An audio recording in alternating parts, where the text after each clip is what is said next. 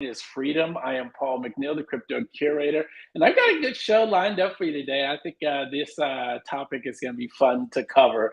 Everybody's been talking about it. But before we get into that, let me thank our sponsor, Roundly X.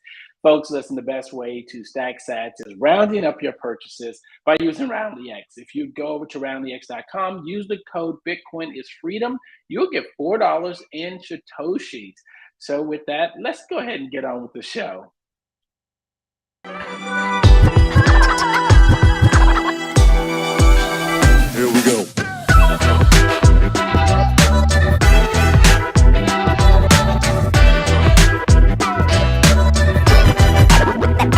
Let's get started. Hey folks, again, this is Paul McNeil, crypto curator. I'm back again. It's Sunday. Sunday is my favorite day because I get to talk about why I believe Bitcoin is freedom. If you know me, you know I have a website, thecryptocurator.com. Check it out. That's where I have everything on my website, and that's the best way to get in contact with me. So let's start off by sort of giving you the bottom line up front, right? I've always said this, and I say it many, many times to people over and over again. And it's something that I want you guys to think about. Who and what you listen to can heavily influence your financial future, right? If you think about that, and really let that sink in, who and what you listen to can heavily, and I mean heavily, influence your financial future. So that sort of lets you guys get started with where I'm going to go with this whole topic today, but I do want to do a weekly recap. And so if my producer will get to the recap screen, I'll show you what Bitcoin has sort of done for this week. We started off Monday at $22,840. Bitcoin has been running up since everyone was talking about us going to 10K. And for the week, it's up about $600. It ended on Friday around $23,449. So since then, right now, this moment, we're getting ourselves a nice, decent pullback. Now, will this be a buy the dip type of a moment? Maybe it will, maybe it won't.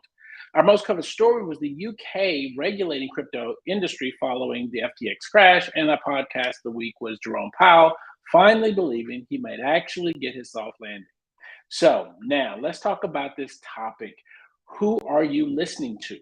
That's what I want to know, who you're listening to. Hopefully, you're not listening to Charlie Munger. Now, Charlie Munger is a 99-year-old guy, big-time executive at Berkshire Hathaway, right? He's the vice chairman there. But he said something this week that created a storm of comment from everybody, and that is ban Bitcoin. It's like, wait a minute, is this the old man yelling at the clouds or old man yelling at Bitcoin? You know what? I think it is. So let's take a look and see more about what he actually said. Now, if you know Charlie Munger, you know that he's a longtime skeptic of Bitcoin. That's not a shocker. We already knew that. Him and his buddy, Warren Buffett, they talk about Bitcoin being rat poison squared, right? Well, in 2021, this is what Charlie Munger had said.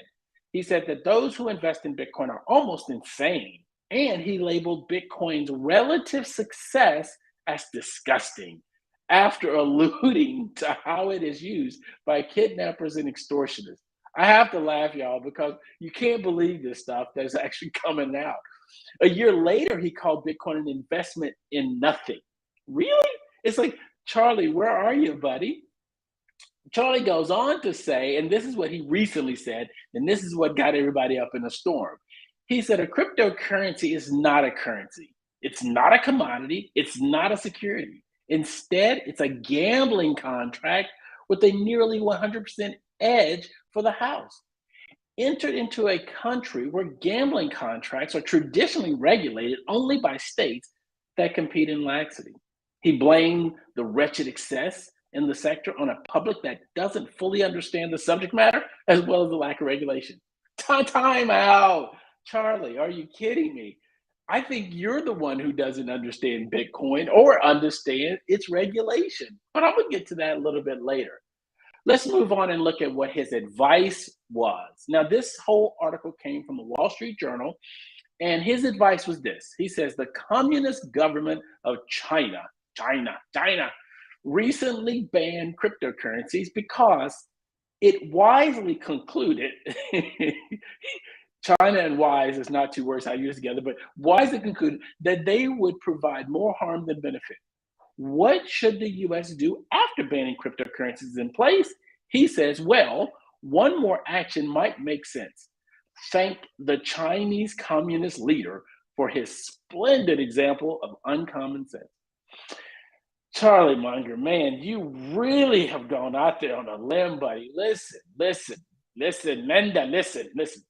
Charlie, it's not that hard, man. Bitcoin, you've got to understand, it's not what you think it is. It is far, far better than you think it is.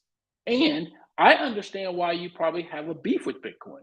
It probably goes against everything that you're working toward. Because unlike Michael Saylor, which I'll get to later, you can and should devote some time to understand what Bitcoin is. You've had 14 years, buddy, 14 years. So let's look at what the community response to his nonsense was. And we had a lot of community response. Starting off with Ash Bennington. He's a senior host and crypto editor at Real Vision. If you know Real Vision, they have a lot of great content. You should check them out. He says, I've always been a huge fan of Charlie Munger, but why does he want to be crypto Voldemort on this? I don't know. I really don't, Ash, and there's no need for him to do it. Let's take a look at what 941 said, and this is from Twitter, and that's just what this person calls themselves on Twitter, is 941. They said, it's sad that Charlie Munger believes he's doing something by calling for a ban. Doesn't understand it's math and can't be banned. Old age deteriorates critical thinking. And again, he's 99 years old. Does Charlie Munger have any reason to really want to deal with Bitcoin? None at all. And again, I don't know his health status, and I don't know how much longer he'll be here. Maybe he'll be here till he's 125. Who knows? And he'll probably still be yelling that Bitcoin needs to be banned, and it's not going to happen. Sorry. As we look at our next comment, now listen, everybody wasn't in disagreement with Charlie Munger, shockingly. Stephen Deal, he's a software engineer in London. He said, crypto is so toxic that we simultaneously have both rapacious American capitalists and the Chinese Communist Party finally agreeing on something for once, banning it. And it's true.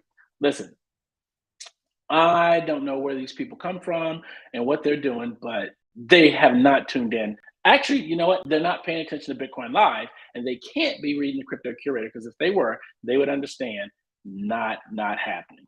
Well, let's take a look at what Saylor said, because Michael Saylor said this.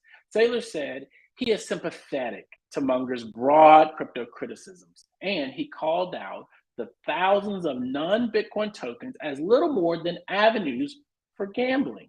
Now, with that being said, I don't know if any of you have been privy to watch the Altcoin Daily video that came out late last night about Michael Saylor and some of his comments. It's a deep fake. It's fake information. And this proves it's fake information. Michael Saylor is not a proponent of Ethereum. He believes it's a security. He does not support anything but Bitcoin. So for him to say that he's going to sell all his Bitcoin and he's going to buy Ethereum is a joke in and of itself. Again, I understand why they probably did it. They knew they were going to create a storm of comments. They knew they're going to get a lot of traction on it. I know marketers will do what marketers do, but guys, don't fall for the banana in the tailpipe. Let's go on. Michael Saylor also said, however, if Munger were a business leader in South America or Africa or Asia, and he spent 100 hours studying the problem, he'd be more bullish on Bitcoin than I am. And I would agree with him. And there's no reason that Munger hasn't studied Bitcoin. And you know what? I probably believe he has studied Bitcoin, and he's probably very aware of what Bitcoin is. And he has a direct reason for why he continues to yell at Bitcoin for no reason. It's because he knows that it's taking probably market share from Berkshire Hathaway. Now, I can't prove that, but that's just what I'm saying. Okay, you know, if we go on and look at it, given that Munger called cryptocurrency a gambling contract, it's worth noting that gambling is legal under US federal law, and despite people losing significant money from it. Listen, if Munger really is concerned, He should be talking about the gambling industry. People go to Vegas every year and lose all their money. So Munger, why aren't you screaming at the gambling industry the way you're talking about Bitcoin?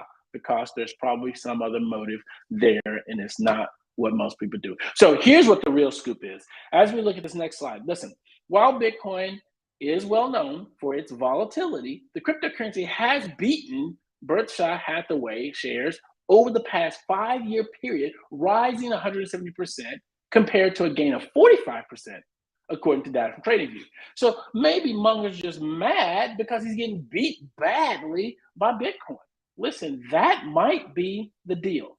Now, if you want to see all the media coverage on this, I've got a next slide here that will give you where all this story was covered. CoinDesk, Cointelegraph, Finbo, The Block, The Daily Hodl, CoinDesk, and Being Crypto. All of these publications covered this, and this goes to show you just how hot of a topic it was. Now, I just want to take a second to let you guys know the best way to custody your Bitcoin is using Unchained Capital. Listen, you don't have to be intelligent on how to deal with custody. You don't have to be a techie, a geek, or any of that stuff.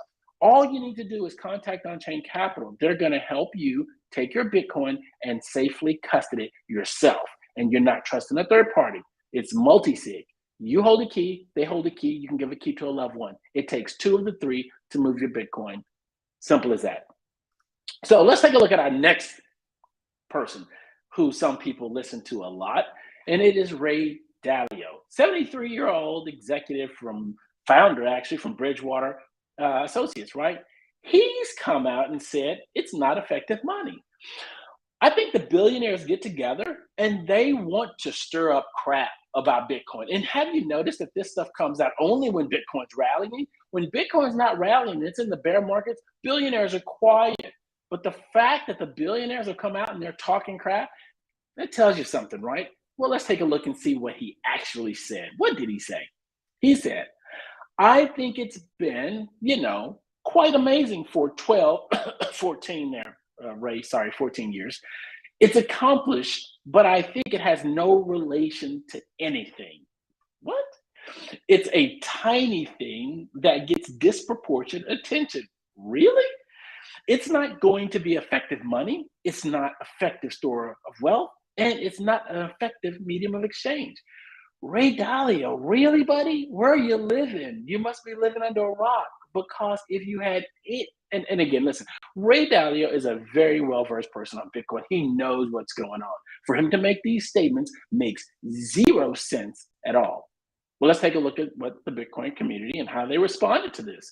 The first response was from Baseload off of Twitter. Said it's funny how he described perfectly what money should be and yet failed to see that Bitcoin has it all embedded. Nearly there, Ray, but you need some help from Saylor to see the light. And I would agree. Listen, Michael Saylor is the biggest advocate for Bitcoin. He understands it through and through like nobody else. This is why he has a conference every year to help business leaders understand what Bitcoin is and put it on their balance sheet. This is why Michael Saylor is on every podcast, every YouTube show, talking about Bitcoin, because he understands it. And if Ray Dalio and Charlie Munger would take the time to listen to Michael Saylor, I can't imagine that they wouldn't be as bullish as he is when it comes to this. So let's take another look at some other comments coming up from the community. Now, this came from the Bitcoiners from Dallas. Dallas Bitcoiners has a Telegram group, and Rocky made some comments. Now, Rocky is an associate at Unchained Capital, but he went on a rant, and he was fired up. So he said, actually, I take this back. This first one is from Twitter. It's from Ahmad Al-Kabara. I think that's what he pronounced his name. Sorry if I messed it all up. But he says, Bitcoin is the solution to monetary problems Ray Dalio is looking for. Censorship resistant, open, neutral, finite, not controlled by anyone. Anything new will be controlled by some entity and subject to manipulation. Now, let me move on to what Rocky said. And Rocky, like I said, went on a bit of a rant. He said, I respect the heck out of Ray and his deep knowledge in fiat systems. So it's a lot of respect. And a lot of people do respect Ray, as well as a lot of people respect Charlie Munger. These are seasoned executives. They are intelligent men. They're smart. They're brilliant. No one's discounting that, right? But Rocky goes on and says, reading his book Principles changed my perspective on investing growing up. I am so dumbfounded as to how he is so off the mark on Bitcoin.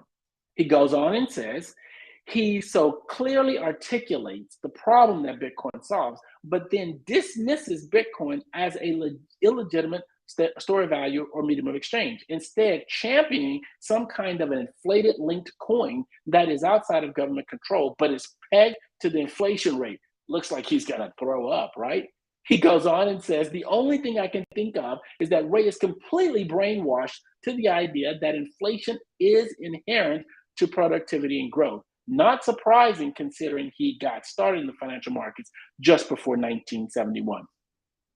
Rocky concludes, of course, Bitcoin will continue on with or without Ray's approval. But man, I'd love to see him change his opinion. Oh, and to make it worse, he's previously taken the blockchain, not Bitcoin stance, and the vomit comes out, right?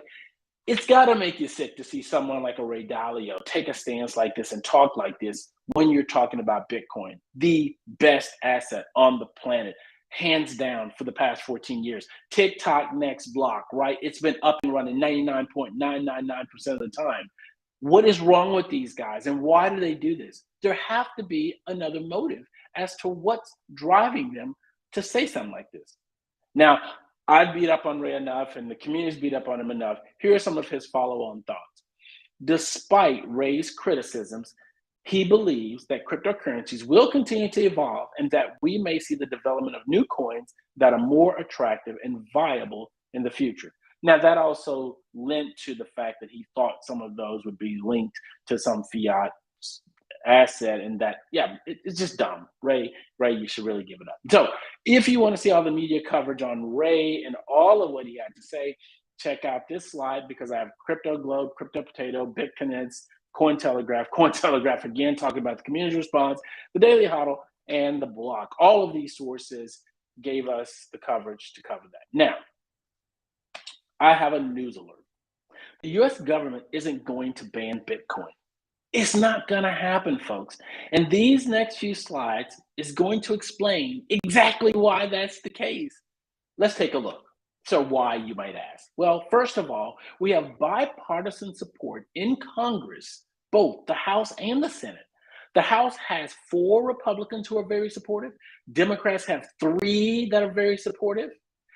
The Senate, they got the Senate banking ranking member, Tim Scott, who lays out priorities for the 118th Congress, includes developing a bipartisan regulatory framework for digital assets. And this comes from my good friend at Cap Hill Crypto, George Leonardo, who does a phenomenal job at tracking legislation. If you're not tuned into his newsletter, you should be. You can sign up. You can click that link, caphillcrypto.com, sign up for his newsletter. But as you can see, there are even other legislators who are supportive of digital assets. This is not going away. And the United States is not going to ban Bitcoin. Not today, not yesterday, not ever. So I don't understand why these billionaires want to start bumping their chops about this stuff, especially when it's running up. They need to damper it. They need to try to stamp it down, right? All right. Here's another reason why the US government will never ban Bitcoin. Don't mess with Bitcoin in Texas. Listen, this is just in. Texas government proposes allowing Bitcoin as an authorized investment for the state. Why would a state propose to take an asset that could possibly be banned to be something that they put on their books? They wouldn't do this. Folks, listen, as I said at the very beginning of the show, who and what you listen to can heavily influence your financial future. Do not let your financial future be taken like this. Look at another reason why. We just had 3 other states. Now, I covered this last week on Bitcoin is Freedom, episode 18, states adopting Bitcoin. States are adopting Bitcoin. How's the government going to ban it? Not going to happen. Mississippi, Missouri, lawmakers, they introduced bills to protect the rights to mine Bitcoin and run a node. And if you are familiar with Bitcoin, you know that Bitcoin mining and running nodes are essential to what makes this network work. So when you got these states introducing bills to protect the right to mine and run a node. How are you going to ban Bitcoin? It makes no sense. Bitcoin Magazine gave us that. And Bitcoin Mining Energy Initiative garnered support from New Hampshire governor that's being crypto. Here's the thing that you need to understand about that. We know from here in Texas is that we have made it possible to fix the power grid. We have fixed the power grid with Bitcoin mining. That's right. So this is what you guys got to realize. We're not going to ban it. Now, let's move on to this. And this really is the crux of the issue. And this is a great quote by my good friend, Andreas Antonopoulos. He says, you can ban your country out of Bitcoin, but you cannot ban Bitcoin out of your country, right? You can't. It's impossible. You'd have to shut down the internet. You got to shut down the power. You got to shut everything down. Ain't gonna happen, Captain. Now, here's 5 reasons why Bitcoin can never be banned. This is from Bitcoinits. Number 1, laws can't be written against bits and bytes. Can't do it. Can't. Bitcoin is math. Bitcoin is speech. You can't ban speech. Folks, you can't ban open source distributed software. Can't do it. You can't. Bitcoin can be broadcast via satellites. We know, thanks to the work of Blockstream, that they've launched satellites that beams the Bitcoin blockchain down to Earth. As long as you got the satellite operating, got to shoot the satellite out of the sky. Ain't gonna happen. Again, Captain. You can send Bitcoin via SMS. There's a way for you to actually send Bitcoin via text messaging. So you're gonna shut down text messaging, shut down the internet, shut down satellites. You got to shut the world down. And you can't shut down the power grid. Bitcoin is the only, let me repeat, the only decentralized, censorship-resistant technology on the planet. Good luck at shutting down. And to Charlie Munger's comment about them banning Bitcoin, guys, how many times has China banned Bitcoin? How many times have they actually used this technology to make their very own CBDC? And they're coming back now and they're trying to talk about taxing Bitcoin miners. Wait a minute, I thought they banned all Bitcoin miners out of the country. Funny thing is that they're actually gonna do it all over again. Now, I want you guys on the previous slide, producer went 1 slide early, but on the previous slide, governments will try to ban Bitcoin. Andreas Antonopoulos' video at the end, please, please, please watch that, because Andreas is the smartest guy when it comes to Bitcoin. He wrote the book Internet of Money. He wrote the book Mastering Bitcoin. He wrote the book Mastering Ethereum, which pissed off a lot of Bitcoin maxis. But if anybody knows Bitcoin, he testified in front of the Canadian Senate. If you've never watched that, you should, because he nailed it. If you watch this, he tells you why governments can't. Guys, it's impossible to ban Bitcoin out of your country. You can try to take your country out of Bitcoin, though, as he said before. All right, folks, listen again. Our sponsor, Roundly X. We just watched gingerly, and we listened to our good friend John, Purple Suede, and Style Pigeon talk about this. Listen, you should own some Bitcoin, right? Why? Because if you divided Bitcoin evenly amongst all the peoples on the earth, right, it's a very small amount of Bitcoin to help you get to where you need to. And if you've got, I think he said something like $60 per person. If you had $60 worth of Bitcoin, you are very, very unique. If you bought 100 or 200 or $1,000 in Bitcoin, you're starting to move up that wealth chain, because Bitcoin one day could very well be worth hundreds of millions of dollars. And if it is, this is an asset that you're going to want to own. So I will, again, close this show out by saying, think about it. Who and what you listen to can heavily influence your financial future.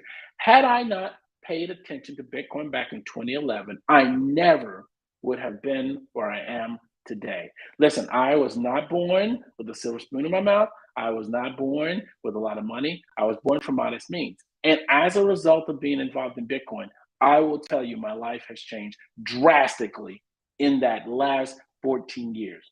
I've been aware of it for about 12 years, and it has truly changed my life. I would not be able to say that with a straight face if it was not true. Listen, I learned to stack sats early. I was fortunate, very lucky. Now, what do they say about luck? Luck is when what? Hard work meets opportunity. I was doing a lot of work in the financial markets before I got into Bitcoin, and that helped me when I came across Bitcoin to understand what it was. So a lot of hard work met that opportunity when it presented itself. Most people have opportunity knocking every day on their door, and they refuse to open, or they're not even aware that it's knocking. But every day opportunity knocks. The question is this: will you open to Bitcoin? Because Bitcoin is freedom, but it's freedom only if you're willing to take the action required. Bitcoin doesn't force you to say, you need to use me. Bitcoin says, here I am. This is what I provide to you: a decentralized, censorship resistant technology that no one can shut down. I give you the ability to actually custody your own wealth. I give you the ability to control your own time. You can either accept me or you can shut me out. But either way, it will not change what I do. Bitcoin is just that strong. So, folks, I'm asking you to please listen to me, listen good.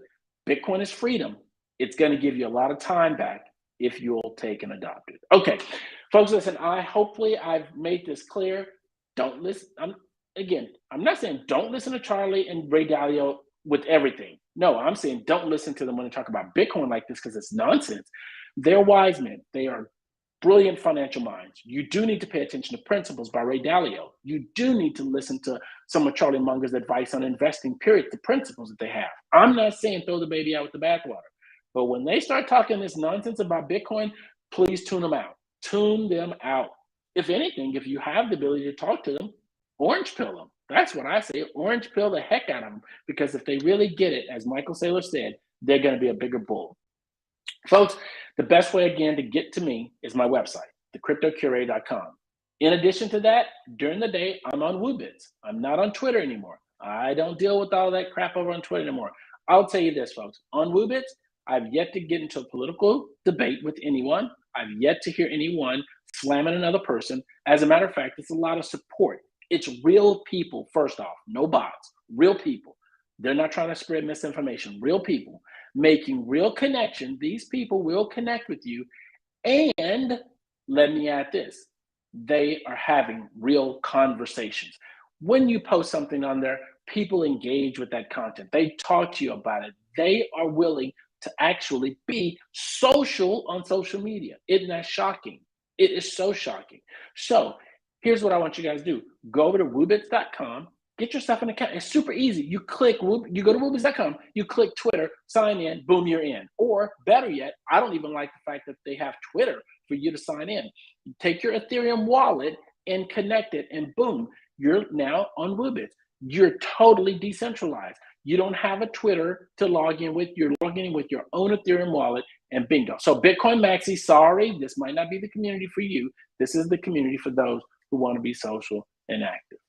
Hey, I want to thank my producer, Nick, for doing a phenomenal job and for keeping the show going every Sunday at 1 p.m. I'm here talking about Bitcoin as freedom. And on Thursdays, I'm talking about Bitcoin and politics. And I sort of get into topics on both of those both ways. And I'm hoping that you guys are tuning in. Do me a favor, hit the subscribe, ring the bell, like this video. You're going to get a lot of good information, not only from my show. That's the most brilliant thing about Bitcoin Live. You're going to get shows from Gingerly, that's bringing great content, from, and I'm going to forget, Changing Perspectives. Yes, love his show. And from Bitcoin Live itself, Nick has some phenomenal guests on there. They're talking about Web3, they're talking about NFTs, things like that. So when you get Bitcoin Live, you get a ton of content, not just one specific type of content. That, again, is the difference with Bitcoin Live and everything that's out there. So, guys, this has been Paul McNeil, the Crypto Curator. I am going to go play me some Ultimate Frisbee today. You guys have a happy Sunday.